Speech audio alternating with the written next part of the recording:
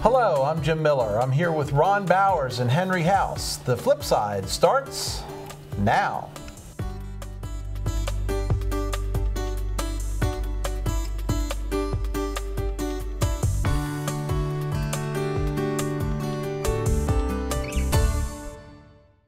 Welcome to the show. In the news recently has been a lot of talk about economic development in Washington County. Projects, things like Fort Ritchie, things at the city level like the Maryland Theater, USMH, and other projects that are going on, and some staff changes also in the Economic Development Department. Here with us tonight is Susan Small from, actually, I guess it's called the Business Development Department for Washington County. Susan, welcome. Thank you. And she's going to talk to us about the future of economic development in Washington County. Ron, you want to start us off? Yeah, Susan, tell us a little bit about where your office is, what you do, what was your immediate job before you became involved with economic business development, and just a little bit about your staff and where you are before we get into any substantive questions. Sure. So we're located in the administrative building, along with the commissioners on the main floor. We share a suite with our marketing and PR department, which is really important. That was by design. When the building was renovated and they added on, they put marketing and PR with Department of Business Development so we could work hand in hand. And prior to that, I was with the engineering department at 80 West Baltimore Street.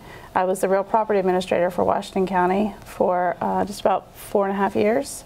So I bought and sold all the property that the county needed for capital improvement projects, anything, for instance, the project for the training facility on Sharpsburg Pike, that kind of thing. So, and then any surplus properties we sold, and I worked with a lot of citizens and stakeholders in the community to get some projects done for partnerships, P3 partnerships, that kind of thing. But prior to that, I was in real estate as a licensed real estate agent. In Maryland and Pennsylvania, I was licensed for residential and commercial real estate. So kind of a natural progression. But I came into the business development department about a year ago as a business leader. So the initial role was to be kind of the face of the department, to attract businesses to the area, create positive relationships around the community, get involved in some of the organizations around the community. And that role changed quickly. I became the interim director within 6 to 8 weeks, I think, after I was there. So kind of like drinking from a fire hose a little bit for the last year. Now, training. Do you go to training? Do you get training and that type of thing? How do you keep up on technology and that type of thing as you go after clients? What type of training are you getting?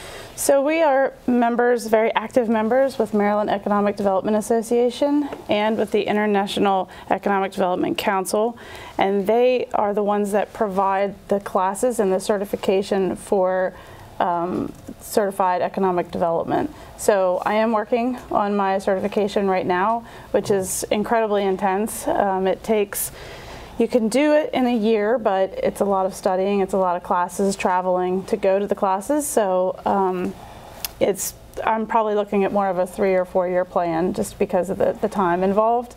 But they have core classes that are pretty intense for 2 or 3 days. You're studying with a group of your peers, and then they have some elective courses that range anything from retention and expansion focus to really, I mean, down to the financial side of things, real estate side of things, site selection. But I just recently spent 3 days in Richmond, Virginia for a site consultants familiarization and forum. So that was a really good opportunity to kind of get to know what site selectors are looking for when they're looking for land, for properties, for attraction purposes or expansions of other businesses. So they could tell us a lot about how they focus on it. Now, as you deal with these, you've dealt with the Maryland Economic Development Corporation, which is Medco, which is Bob Brennan. Have you been part of the development of the new C&O Canal headquarters that will be built by Medco in Williamsport? So that kind of happened right as I was coming on board. But yes, our office is supporting of the project, and we're there to help them through the project. In fact, we're probably going to be looking at the project with them. I know that they've got a lot coming, down the road with that. So we'll probably support them for workforce and any training or education they might need. I'm sure there's some technology needs there. So we'll support the project. I personally was not involved with them coming initially. It kind of predates my time with the department.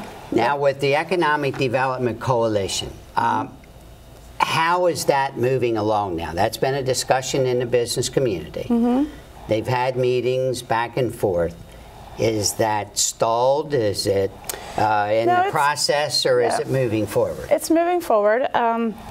So initially, the commission, the coalition was the commission that was under the county commissioner's purview, where the members were appointed by the county commissioners and voted on, and they were, for the most part, members of the business community and representation of other organizations.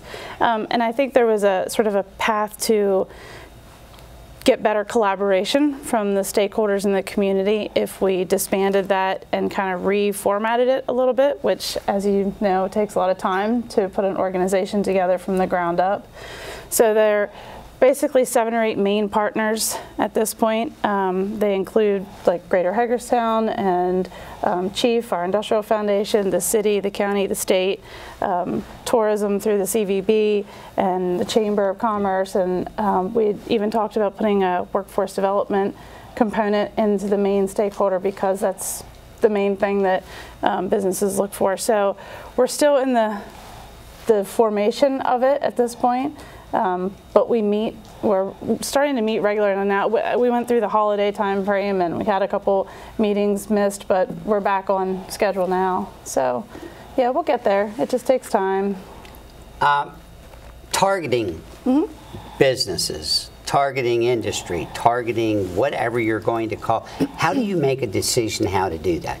Available land, available utilities, how do you do that? So it's really interesting how this process works, and your question is really timely, given that I just came from a site selection forum where 75 of my best friends were in the same area talking about this very topic. Competing against you. Yeah, well, we're all so different. It's really interesting the things that they look for, and they meaning companies when they're coming to an area. So we have to identify who we are as a community, as in what's our connectivity like? Do we have the gigabit city through Antietam, which is a great selling point, but do we have the workforce necessary for the companies that are looking for us? So I almost kind of look at it from the flip side.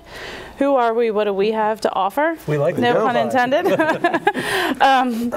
And so what do we have to offer, and how can we improve what we have so we can draw those businesses in? And we have available land in the proper zoning for things like biotech and science and the health industry and all of those things, like out in the Mount Etna Technology Park area.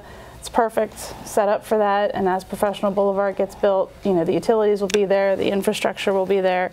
So it's important for us to know what we have and how we can sell that to what the needs are. Yeah. Well, going on the same thing that Ron's talking about, I mean, our community, was ag. Then we went to transportation with having the railroads come through on Course 70 and 81, which is a big benefit to our community. So we see a lot of warehousing depots come in that, they pay okay wages, but not driving wages. And you mentioned about biotech and things along those lines.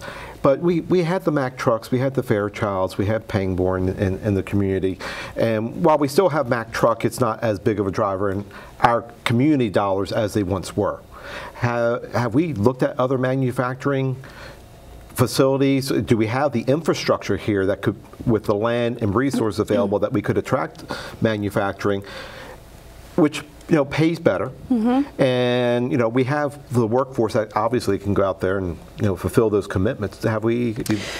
Yeah, so we are being shopped every day for manufacturers, transportation, logistics. Logically, where we sit in the state of Maryland and on the East Coast, we are in the perfect location for them. We have rail service, we have, like you said, the connection between 70 and 81, and that is our strongest selling point. We have a fantastic airport close to the highway. It's in the perfect spot. Yes, we have land availability, so we're working on getting the infrastructure to those properties. And I don't know if you're familiar with our Making Connections campaign this year that we kicked off with PR. It highlights our 4 main new roadway connections that we're going to be making over the next 5 to 8 years, 10 years. The Making Connections campaign was to highlight the availability in land around those 4 connections. And the first one was Creighton Boulevard, which is where the new Trammell Crow building is going. And we have a very serious proposal out to manufacturing / transportation logistics business right now, and so we're hoping that they choose us. But also, once Creighton Boulevard is finished, there's more land out there to be developed, which is great. So we'll have a roadway through, so it not only connects for economic development purposes, but it connects for public safety, so access for EMS, fire, all of them. They'll have more ways to get around, but citizen access too.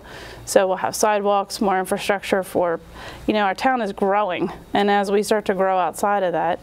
But anyway, the reason I brought that up was because, it highlights what we have to offer in those areas, and Halfway Boulevard is another, Colonel Henry Douglas, and then Professional Boulevard. And some people, people who've lived here all their life. I believe you said you've been here, predominantly through your life. We chose to move back here after college because it was a great place to raise a family, have kids, and we're seeing change. How do you address them when we start to see these other things, and all of a sudden it's not quite as maybe as close-knit as we once were, but it's what a community needs to drive and grow? Yeah, it's interesting. I kind of, because I guess it's so fresh and on the top of my mind, this past week we talked a lot about quality of life and what that means to different people, and the really important thing is what it means to different people at different stages in their life. So the 21 to 30-year-olds are thinking quality of life means to me, where are all the bars, the restaurants, the cool hip places to go and do things with my friends. And then, as you get into your 30s and 40s and you're settling down and putting your roots down or coming back from college and want to find a job and really settle in, where are the affordable housing? What's the safest neighborhood, the best education systems? Those are the things that age group is looking for. How can I find a good job where I can stay here? And then as you get past 50 and beyond, then you're thinking, well, where's the affordable health care? What are the tax systems like? Where's the affordable housing? Is the infrastructure here? I just want to spend time with my family. So can we match all of those stages of life in terms of what does quality of life mean? One lady actually said quality of life meant to her just breathing. So at least we have fresh air, right? I mean, one of the great things about, and I talk to my friends who live on the other side of the mountain, is you live so far away from Earth. I'm only an hour from Baltimore and DC. Right. I mean, I have all the luxuries of a big city right in my an hour drive away. And I don't have to deal with the traffic every day. My commute for work, generally was 5-10 minutes to get to work, and that's really a big selling point because we have so much great things in our community. But we also have we see things played out from Baltimore Sun last year about the problems that we had in downtown, which is not an attractive proposition. How do you work with the city to we need to polish the image, and how do you have a cohort in the city that helps you, shine the crystal ball so we know where we need to go? Yeah, we do. We work really closely with the city Community and Economic Development Office, their Main Street program. Anything we can do to partner together, that collaboration is incredibly important, and it's important for, I think, the citizens, taxpayers, business owners to understand that the collaboration really starts literally with myself, their team, their staff of 2 or 3, and the state. I mean, we sit down at a table on a regular basis and talk about, you know, what is everyone working on, what are projects that we can work on together, and if there is a prospect coming to town, or if we've, you know, gotten one here and we have their attention, we have brought in from the mayor to a commissioner to even delegates, you know, to come in and sit at the table and say, we want your business here in Washington County. That is something that's somewhat new, I'd say, over the last year or so. It's been kind of a huge initiative of mine to really kind of come together as a team and, you know, a united front when we have a prospect here. And we just entertained a prospect 2 weeks ago. They wanted to, it was confidential, so we don't know a whole lot about them. Yeah, it's a site selector that came to see us, and they spent about 2 or 3 hours in another county and then came to our county. Our State Department of Commerce provided one of their brand new, really nice state-of-the-art vans that's our bus or whatever, and we had these beautiful binders made with all the properties that we were going to take them to, all the infrastructure information about every single property. We actually had our GIS department create a mobile app, so as we were driving, they could see where they were in the county. We had lunch for them, not on the bus, we took them to lunch. We just spent the entire day with them, and they didn't want to leave. They said, well, if there's any other properties that you didn't have on your list and you want to take us to them, please, you know, we're really enjoying this. I mean, they were with us till 5 o'clock that afternoon. So, and it was city, state, and county. You know, so we've started that initiative. It works, because what we're hearing is, man, this is great, one-stop shop. We come talk to you, and you've got the departments here to talk about permitting and planning and anything I need and, you know, need to know about site work or submitting anything to the Development Advisory Commission or anything. We have all the answers. So one-stop shop is great. Yeah. Susan, I'm going to pause this right there. Can you stay around for one more segment? Sure. Excellent.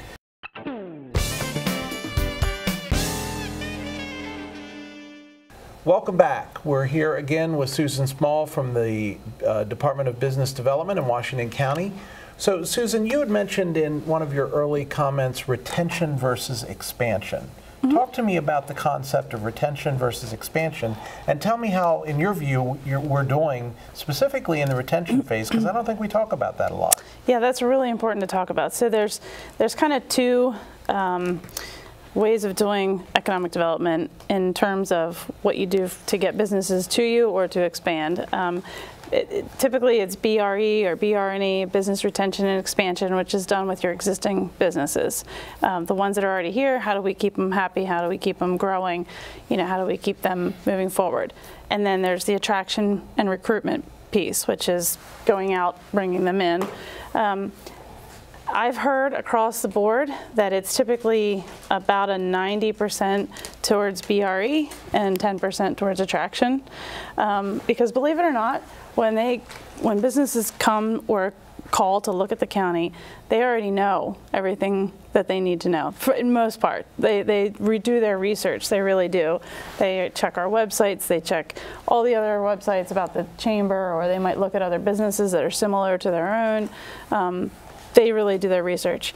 So when it comes to business retention and expansion, it's important for us to keep conversations going about what's happening in the county now, how we can better serve our community of businesses. So we've done a couple things to focus on that. The main thing, the initiative that we're doing right now are roundtables focused on industry sectors. So we have a manufacturing roundtable that's become hugely popular, and it's a peer-to-peer group. You know, they can talk about everything from employment and workforce to healthcare and how they handle different, you know, whatever it is, it's a concern of theirs. We've brought them to that place. We're going to start one probably for cybersecurity and into the tech world of things, IT, even AI and artificial intelligence is becoming huge in manufacturing, and they kind of all run together a little bit sometimes, so it's good to have a crossover of people. But we just recently did a business climate survey so we could get a poll from our existing businesses in the county. You know, what have we done for you lately? Tell us how we can better do our job. Are you looking to grow this year? Are you going to add capital investment to your business? Are you going to hire more? You know, what do you need from us to help you do what you do? So it'll be interesting as we take a look at those results. I think we'll find out a little bit more about how we can better serve our current businesses.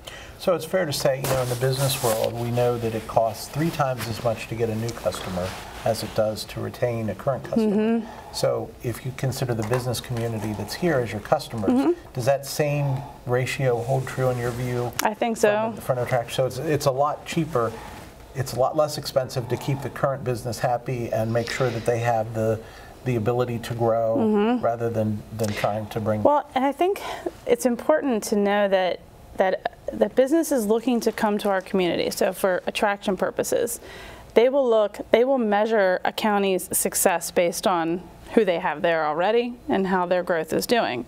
So I don't know if you happen to see the State Department of Commerce put out a GDP. The statistics and analytics came out from, actually the analytics were done from 2012 to 15. So we realize it's a little bit dated, but the 2019 will be out at the end of this year for the last 4 years. Washington County had the most growth in those 4 years out of all the states across, or all the counties across the state.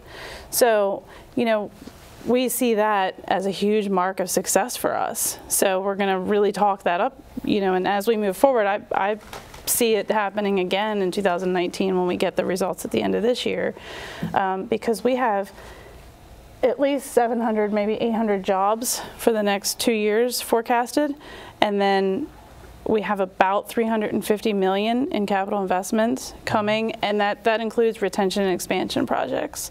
So in terms of the elected officials, what part do the electeds at not only the municipalities but also at the county level and the state level, for example, our Western Maryland delegation, what part do they play in economic development in Washington County? So they focus a lot. Not only do they get out and talk to us about what our needs are at the county or city level, but obviously they go to battle for us, right, during the legislative season. And so everything from the state incentives, the job creation tax credits, the more jobs for Marylanders tax credits, all of those projects they have to re-up them every if it's 10 years or 5 years, depending on how long the program is. So they fight for that for us at the legislative level, which is fantastic. But also, we have a Western Maryland business rep who handles business for the Department of Commerce from Garrett County, Allegheny County, and Washington County.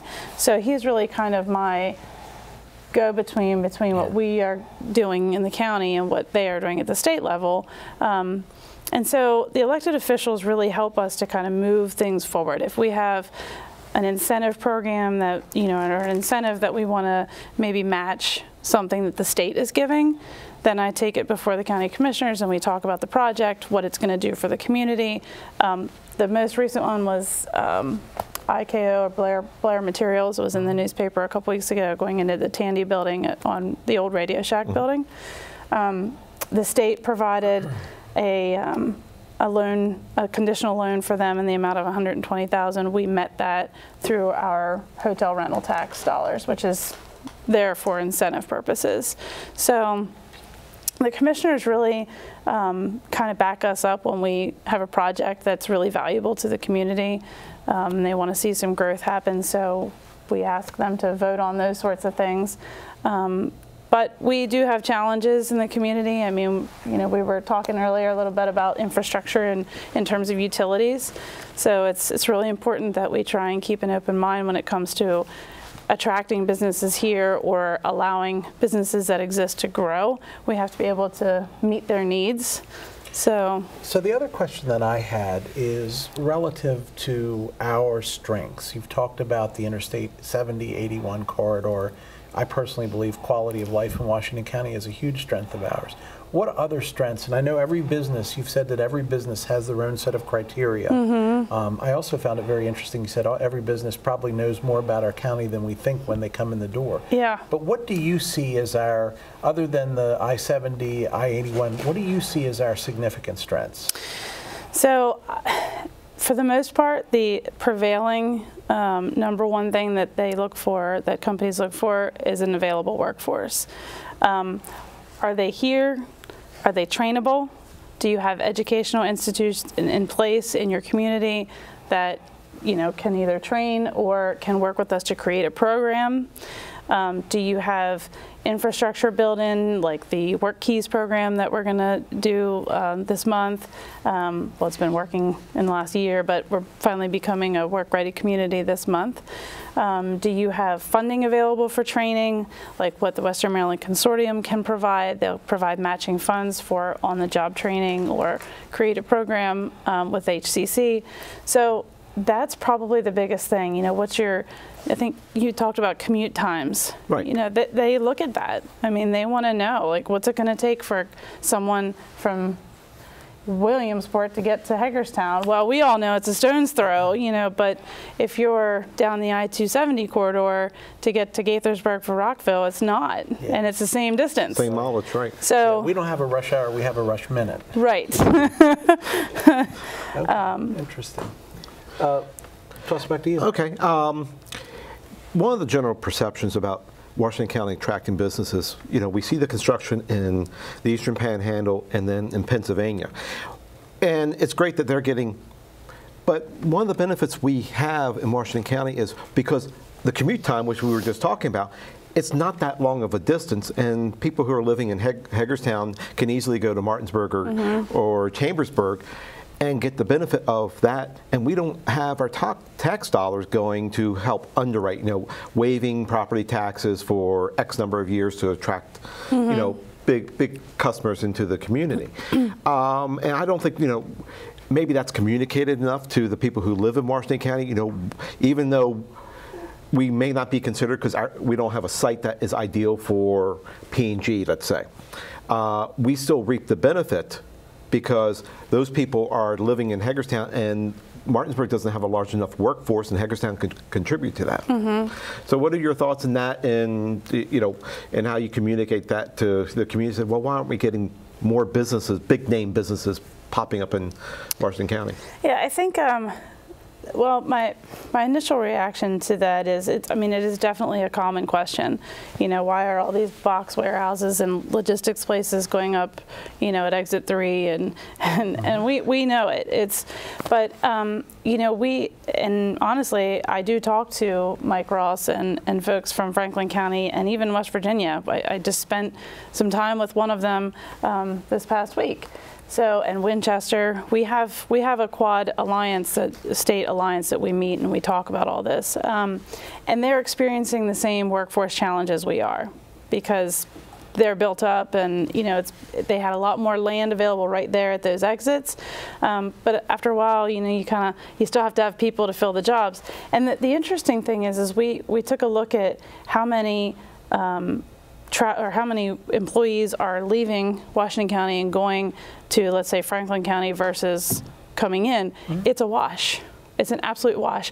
21,000, I think, were leaving Washington County. 20,000 are coming in. So the grass is always greener. Yeah. So we're just trading people. If we are renting or own a property in Washington County, it's doubtful, unless you're really turned off by having a 15-minute commute instead of a 10-minute commute, to pick up everything you have and change everything to move across the state line. Yeah, and it's in terms of the businesses going to those other states and those other areas, it's important to note that incentives are almost last on their list. Really? Yeah.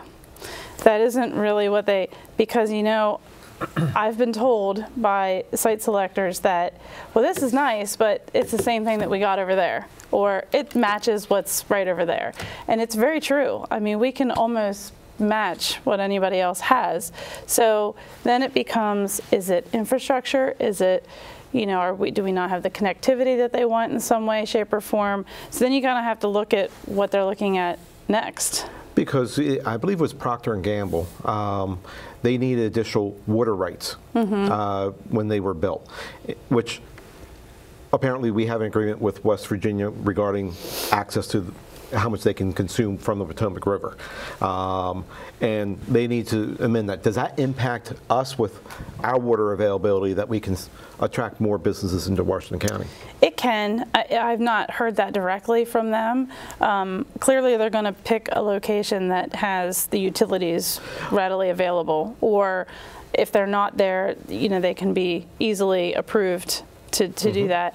9 times out of 10, they look for places where the infrastructure is already built in. We don't have a tremendous amount of pad-ready sites, but we're getting more and more developers realizing that that's a plus. So were the developers maybe a little bit more engaged in West Virginia and Pennsylvania to have pad-ready sites? They could have been initially, and that's kind of goes back a little bit to the retention side of things, because their businesses too, the way that this works, I mean, the developers here in the community are partners with us. Without their support in these projects, it's tougher to get them to go forward. So, you know, now that we've engaged in a few of them with the Making Connections campaign and learning how we got through the process with Creighton Boulevard, I think it has opened the door and the conversation about where is our next business park, where's our next industrial park, and how are we going to sell it together. Right. Susan, you open up a great question. Creighton Boulevard, you've mentioned 5 or 6 times. Creighton Boulevard's out off of Hopkins Avenue and off of Showalter Road. At what time do you put together a group of business folks that considers taking over the old Fairchild building and making that a manufacturing site, keeping a portion of it for the Hagerstown Aviation Museum, and getting off of the idea that the best thing that's used for is to pay taxes with nobody working there. So someday we get those taxes. So at what time will you consider, will you put together a coalition or an ad hoc committee to discuss taking over, since Creighton Boulevard should have been done a long time ago. It's finally been done. You got 1.5 million square feet from, you know, that's being done right now. All the development out there, isn't it time to go after the old Fairchild building? That would be a perfect job for when we get the coalition organized and then the industry representation around the coalition. Like you said, an ad hoc committee, maybe in aerospace or manufacturing. Maybe they... Or both. Yeah, together. Or even. Technology and the others. We've had some interest in the building.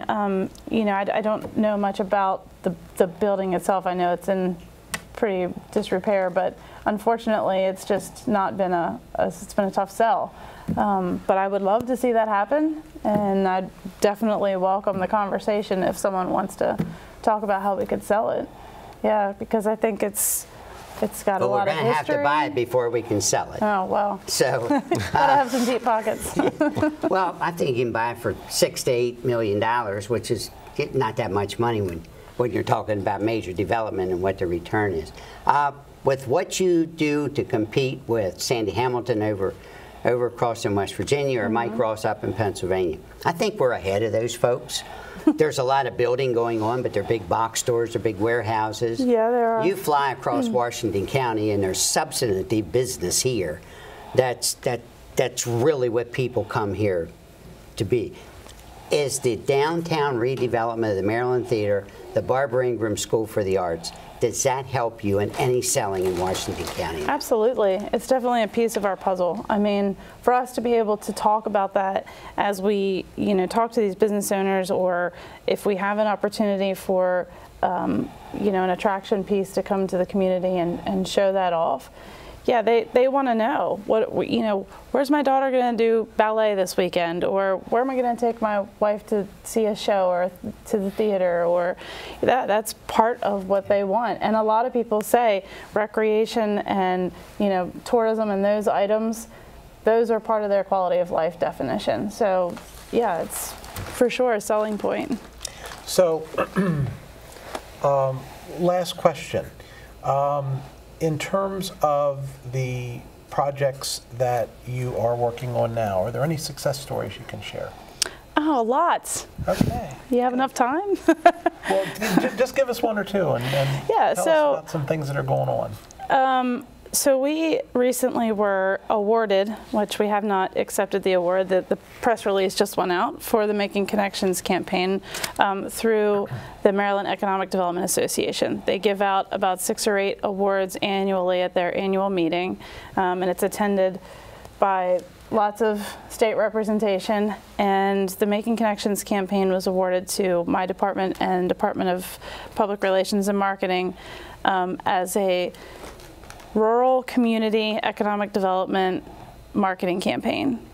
So they thought that it was, you know, the creative and fun and interactive because we did a really cool video that explained everything, and we invited all the developers through the private-public partnerships to be a part of it. So I'm really proud of that from my team and the PR team. But we definitely have a lot of things going on this year. We're going to try some new things. We're going to try a project that was done about 10 years ago for attraction and recruitment with site selectors. We're going to bring them here for a familiarization tour of the county and then take them to Black Rock and have a nice lunch and a round of golf. And so we want them to come see Washington County instead of us going to them all the time. You know, we'll bring them here and show off what we have. So the Making Connections campaign, as you know, started with Creighton Boulevard, and so I think our biggest win out there is going to be Trammell Crow.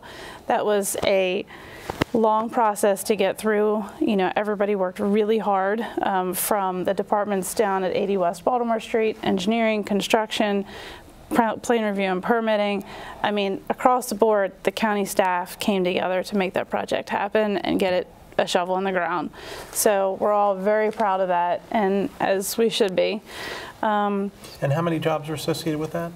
It could be up around 400, depending on how big the manufacturer is that comes in. Yeah. So, I mean, the space is built, it's a spec building, so they can do what they would like to do with it. It could be distribution, it could be manufacturing, but either way, it's significant. And I think we have some other projects that are in the pipeline that are looking at Washington County, and if and when they come through, I think everyone in the county will be pleasantly surprised and really look at us as, you know, we're getting the job done. It does take some time for these projects. We've had a lot of wins with agriculture. Leslie Hart in my office works very, very hard on, you know, building agribusiness. So and agribusiness is still huge in Washington County. It is, and it's changing. We didn't really touch on that, but that for the longest time, I think you said it was our biggest industry cluster here, and it is changing. Somewhat gone are the days of 300 head of cattle for dairy production. It's a little bit different. You know, they are still out there, and we're still supporting them, of course. We want their business to continue, but we're trying to help them if they decide to do a value added, you know, a retail, or make something with the production of their milk that they like have cream, it. Yes. Exactly. So it's solar powered, by the way. Yeah. We've had a couple of those. We have Delightful Dairy, and they just added a 5,000 square foot building, and they're going to have a nice retail store. So we've had. Is that off of Spielman Road? Yeah.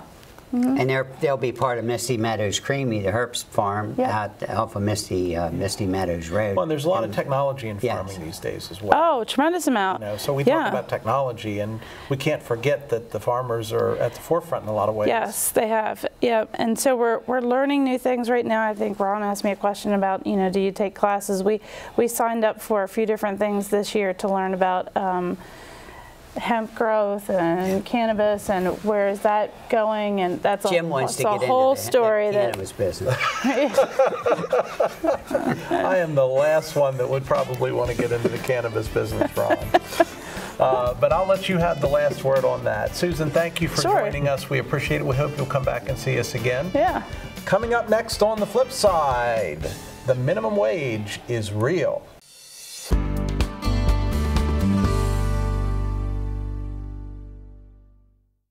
Welcome back. Well, the legislature successfully overrode the veto on minimum wage. So, Henry, the minimum wage is going to be $15 per hour, but not until 2025. And if you have 15 or fewer employees, not until 2026. So we get an extra year to keep the minimum wage down if you work for a smaller employer. Right. I think the biggest takeaway is how readily this was overridden. Okay. Governor signed it. The governor didn't wait to, he had time that he could have just let sit on his desk. He signed it, and it went right back in there, and they did the vote on it. So to me, it kind of said that the governor really, he did the veto for face and not necessarily for heart. Because I really think, when we look at the proximity states, that we're placing ourselves in a competitive disadvantage with other states when we're trying. Our last segment, we just talked about trying to attract business here, and the companies that we're trying to attract hopefully aren't going to be paying minimum wage, but the businesses that support those businesses do, and we just made them a little bit less competitive by raising the minimum wage. So Ron, the political side of this, and I know you have strong opinions on the economic side of this, but on the political side of this, the fact that the governor just straight out vetoed it, didn't let it sit on his desk, there's a message there. And the fact that the legislature came back and immediately overrode the veto, there's a message there. What are those two messages in your view to the electorate? Well, I think it's a win-win situation for us. I think we pick up a new workforce. We pick up a workforce that's going to be more qualified. We pick up a workforce of people that's going to come in. It's already qualified from West Virginia, from Pennsylvania for employment, and you're going to find a lot more qualified employees. The reason employers don't locate here now is the lack of a trained workforce. You're going to have, you guys don't see it that way, but I do. But let me ask you this, Ron. So first of all, from a trained workforce perspective, one would hope that if you are part of a quote-unquote trained workforce, you're not making minimum wage anyway. Is that a reasonable? Well, then why is there an issue with about anything? If I keep hearing this, that only so many percent's involved, and if it's only that many, why is Paul Fry with the Chamber of Commerce has spent years against raising the minimum wage? It's a political issue. It's a political hot button. The chamber's political? It's like. What are they going to argue about now? It's like the Roe versus Wade thing on the business side. It is the hot button issue. Nothing has happened to change Roe v. Wade, and in my view, it won't. This minimum wage is the business equivalent, in my view, of Roe v. Wade, and the fact that it is a political hot button, and regardless of the fact that it only affects 2.6% of the workforce, people will continue to effort it because it's something that a certain percentage of the population rallies around. What business do you have that's coming in here that's going to be paying minimum wage? Tell me. I don't know of any. Okay, then who are we keeping out? The people who already live here. Like that's who we're keeping out. The average Joe who, maybe just has a basic, has to work 3 jobs. Okay, and we're penalizing their employer and saying, listen, you can't hire 3 Joes anymore to do that job. You're only be able to hire 2. You're saying, oh, we're going to have a C-130, parachute this wonderful workforce in. Well, that wonderful workforce is already getting compensated well for the job. But they're going to move But you're here. Diminishing what they're getting compensated. West Virginia, 725. But we're diminishing what they're getting compensated. You're watering down someone who's making $50,000 a year because you raise the minimum wage up to $15 in the next 7 years. They're going to move here for what is arguably, even at $15 an hour, still not a wage that you could They're going to live on drive here. comfortably. They're going to drive here. Okay. But they're going to have drive less here. employment opportunities because They're going to have more. Right now, they can't. Big business doesn't come here because they can't find enough employees. But are they looking for $15 an hour workforce other than the We're big at box stores? 2025. Quit talking $15 an hour in 2019 or 20. It's not coming then. It's prorated out over a period of time. Regardless of when it is, it's are they going to be looking for that workforce? I think this is much ado about nothing. And on whose side? I don't think. I think maybe all of us. I think if this has impact, it's going to impact in the negative. I think that Senator McCray, who said that the Maryland bill will impact more than 500,000 workers, is absolutely incorrect. I don't know where he gets that number, because that would be a much higher percentage than 2.6% of the population, which is what we know is affected by minimum wage, either at or below minimum wage. So I don't know where he's getting his numbers, but I think this is just political. You don't theater. think it's good that we're the first state south of the Mason-Dixon line to implement no, Ron, because I think a good economy will drive wages up without the legislator getting. You think it will? Yes, because right now, it absolutely will. It Well, does. then why doesn't it in the South? Right now- Why is the South only $7.25 an hour? Why is the our red belt- local economy is getting to a point of almost zero unemployment of employable employees.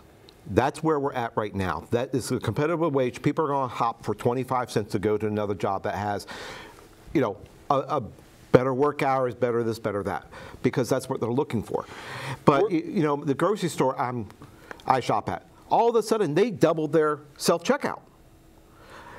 Those are the people who are making minimum wage, and we just eliminate a couple of positions. Well, and if I'm a new business owner and I'm thinking of starting a business, What type of business? Let's go to a type of business. Okay, what well, type of let's say it's a dollar store. A dollar store. Let's say it's That's a business? Yes, it is. It's a very good business. If you look at this community, how many we Well, have. my car, I had spent $47 at a Dollar General yesterday. Went in and got some things I needed for my mom, for myself. I totally agree. How many people were in the store? 3. Okay. Well, that store won't exist if we price them out of business with the minimum You're wage. not going to price anybody out of a business. We've been talking this pricing people out of business since Hector was a pup. That's right. And a hamburger, again, went from 25 cents to $6. Hector is not a pup anymore. That's right. And this will, in my opinion, have significant negative impacts on our economics. Well, I think not only does it impact, because at this point with the minimum wage going up, it's not just the minimum wage workers, because everybody that's making $2 more than minimum wage today is going to make $2. So the $15 an hour employee today are going to want to be at 17, and the unions are going to get their percentage over minimum wage. This has ripple effects. And that it's are, all in my going view, back into the disastrous. economy the day of the paycheck comes. But it That's right. diminishes And they'll the raise increase that they prices, get. Right? They'll just raise the prices. Well, you're doing it now. Will they raise the prices as a result of this? Yes or no? I'd say there's cases, but I think they'll learn how to be a better business. And they haven't learned over the last 100 years. And in the cases where it is, That's their fault. Then in the cases where it is the case where they're raising the prices, then the people that were making $10 an hour previously that are now making $15 an hour still aren't going to be able to pay for those things that they need to pay for. I believe in the dignity of work, and I believe in paying people for a job well done. And I think you're going to find this is going to be an overwhelming success going forward for the state of Maryland. Let's put this one in the files, and in 5 years we're going to revisit this and see where we are, Henry. So we'll see what happens. Fair enough. Any rate, Henry, last thoughts. Well, Ron, I disagree with you. I think it's going to penalize our workforce here by raising it and make us less competitive. Ron, last thoughts. I disagree. Okay. All right, coming up next, Fast Five. Stay with us. Welcome to Fast Five, where our 3 panelists talk about 5 topics in 7 short minutes. Let's get it started. There is a bill moving forward in the legislature now that would allow an armed police force, a private armed police force at Johns Hopkins University. Henry, what say you? I think it's not necessarily a bad idea, provided that they are adequately trained, have the right background checks, and it will also relieve some of the burden on the Baltimore Police Force. Baltimore Police Force might oppose it, but I think it's a good option. And I think just to add on with what Henry said, the Baltimore Police Force, they can go out into the neighborhoods a couple of blocks if they come up with some agreements. I think ultimately with them picking up the tab, Johns Hopkins, they have a major investment in Baltimore. Yes, they do. I think it's a really good idea that they are now allowed by the state to have their own police hopefully force. will be allowed. That's passed, process. yeah. Okay. Elizabeth Warren to Joe Biden. Answer those questions on inappropriate behavior during campaign event.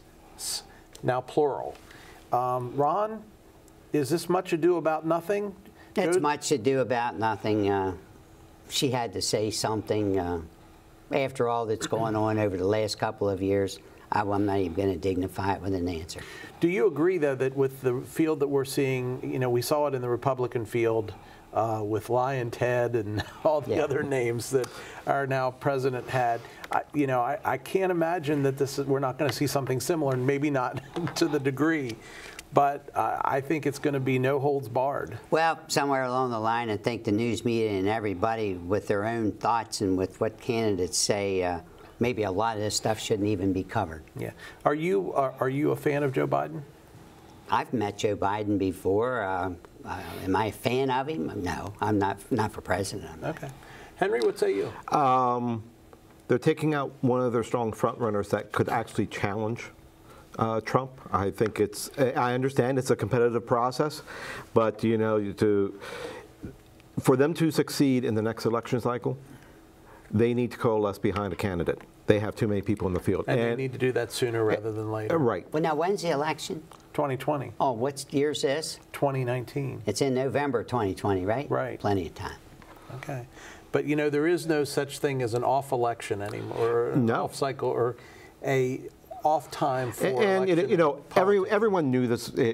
Only thing you have to do is watch TV 10 years ago, 20 years ago. Joe Biden did things. We didn't. We just was creepy Uncle Joe, and that's the way he acted. Okay, yeah. All right. And we didn't, with our evolvement into this concern, it's become more forefront. His actions from years ago. Do we hold it against him? He's not going to lose my vote. He never had it. He'll admit he did it. He won't lie and said he didn't. Well, there are many politicians would probably benefit from that same strategy. Just saying. Yeah.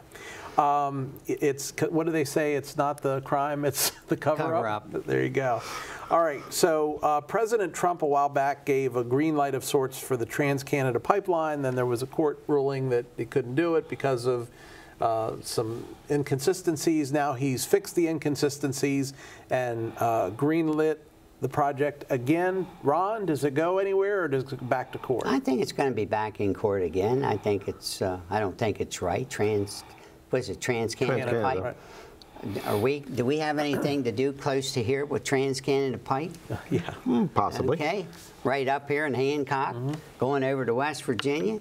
So we'll see the folks that support what the president did, which I don't. I don't think it's right what he did. And hopefully they don't come along and do the same thing in Western Maryland after the governor and the legislature, or at least the governor said no, and the Board of Public Works to that pipeline going across the Potomac River.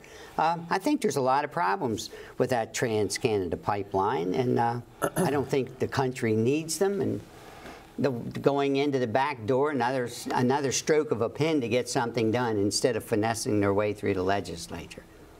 Well, there's certainly a lot of other presidents that have done the same thing. And I remember how they were chastised and everything. So now, she's Henry? Past presidents didn't necessarily have to tussle with the Ninth Circuit Court all the time when they make a decision. Thank goodness for the Ninth Circuit Court. Well, we'll see, depending on how many more people he can nominate. But the bottom line is, yeah, it's going back to court. It's going to come down to economics. At the price of oil, is it really worthwhile for them to proceed with the Trans-Canada? I think right there's a good point. I think you just made the point. All right. Okay. Ocasio-Cortez. The rally during a rally, the crowd was chanting AOC Sucks. And Cortez has now reacted to that. Go figure. Henry? I think she's kind of like she's sort of a missile, like a bullet shot out of a gun. She's going to reach her peak, and whether her peak is this year or next year or wherever, I don't know if she can. She has a lot of spotlight being pointed at her right now, and it's going to see if she's going to step up to that level and be able to deflect more politically wise versus confrontational. Ron? I like what she brings to the table. I like what she's doing. It's another chance for the other side to vilify women. They've always got a woman that they don't like. You know, if it's Hillary, whether it's Elizabeth Warren, or whether it's Cortez, or whether it's Nancy Pelosi, or the former governor, or Condoleezza Rice, or the mayor of Baltimore. They like to vilify women. I say hats off to her, and it's time to have a young face out there that's got something to say. The other side don't like it. They're going to pick on somebody. I think some people within her own party don't like it. That's fine. Yeah. All right. A North Carolina charter school promoting traditional values engaged in unconstitutional sex discrimination by requiring girls to wear skirts. That's what a federal judge has ruled. Ron? I think that they were right, that the judge was right. Okay. Why does a young girl have to wear a dress in a certain type of school? And the problems that creates. She should be like the boys, be able to wear slacks, be able to be comfortable with herself, and then there would be a lot less problems. I don't know of one reason what she wears makes her a better student or makes the institution a better institution. Just because, well, we're this Christian institution and we got these morals and stuff, then let her wear slacks. This Christian institution, Ron, I take offense to that. Well, good. Okay, I do. Why? The reason being is, regardless whether it was a Christian institution, Muslim, or whatever religion you choose. What was this one? No, I don't think it was. I think it was traditional values. I didn't read that it was. But it's values. Okay, but it's values. And when traditionally, when you sign up to enroll in one of these schools, the family agrees to what the policies and procedures are. Because we discussed this, before. With the pregnancy. Yeah, we've discussed it before. Ad nauseum. Okay, a little too much. The bottom line is the schools should be able to entitled, if they are not receiving any federal tax dollars, and that they have a policy saying you're going to follow this, the school, it's not putting the young lady in jeopardy. Why isn't it? Why is it? Wearing a dress to school? Oh my gosh, Lord, stop the print presses. Wearing a dress puts the young lady at risk in a school environment with adult supervision. Okay, let's talk about. I don't think it puts her at risk necessarily. Well, that's not what the judge said. Well, no, I think what the judge is a nincompoop. I think the judge made a pretty good decision. Okay. I think she should be able to wear slacks. So then transfer schools. In this day and age, where you don't just run away because somebody has a program. It's not right. Go ahead, Jim. Okay. My only point is, in this day and age where we are starting to view gender as something other than binary, this is not surprising to me. It saddens me in some respects, but it is what it is. So we'll see where this goes, if it goes anywhere else to the higher courts. I'm going to take. Does Goretti do they have, yes. What's their uniforms? They have a dress code. And they're a high school? Yes. What was this school? It was a charter school. It just says a charter school. It doesn't say specifically if there were other. But a couple of parents didn't like their kids having to required to wear dresses. Understood. They didn't have another choice. I understand. All right. For shame. You can have the last word on that. That's all we have for this week. We hope you will like us on Facebook. We hope you will follow us on Twitter. We hope you will send us your feedback, comments, and suggestions to feedback@theflipsidetv.com. That's feedback@theflipsidetv.com. And we hope you will join us again next week for another trip to the flip side. Good night.